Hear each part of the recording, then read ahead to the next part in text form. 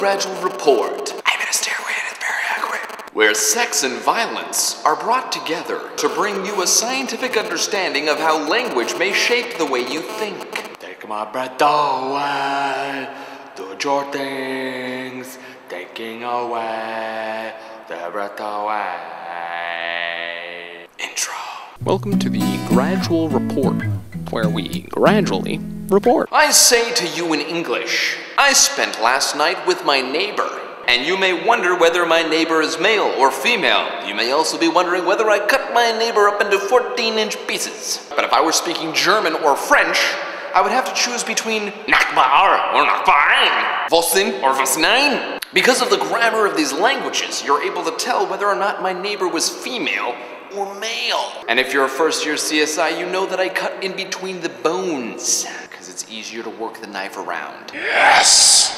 Yes. These languages compel me to inform you of the sex of my companion. God compels me to tell you where I put their bodies. When your language routinely obliges you to specify certain types of information, it forces you to be attentive to those details in the world around you. For example, Loud! In the 1990s, psychologists compared associations between speakers of the German and Spanish language. There are many inanimate nouns that these languages assign a masculine or feminine connotation to. In the German, a bridge is a woman. in the Spanish, it is a man. That echo is just way too loud and distracting. The same goes for clocks, apartments, forks, newspapers, pockets, shoulders, stamps, tickets, violins, the sun, the moon, the world, and love. Once gender connotations have been imposed on impressionable young minds, they tend to stick with you. The scientists put the Germans in one room and the Spanish in the other. And then they showed them a bunch of pictures of forks and knives and silly things and said, what kind of cartoon voice would this have? The Germans says as a cartoon voice would have a very female voice. La Spanish said it was a man.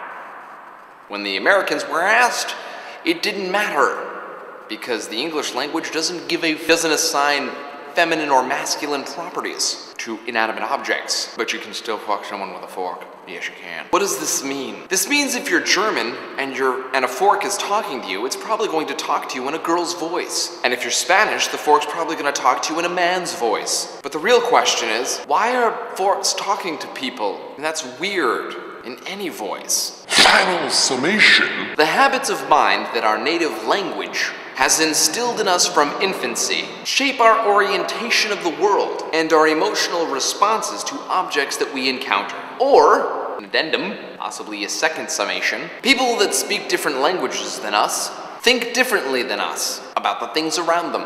And they should be put in a dark house and spun around until they can explain how they know which way north is. I'll see you tasty little lemon drops on Monday when we continue our very important work. Do you guys want to see a view of the city? Here you go.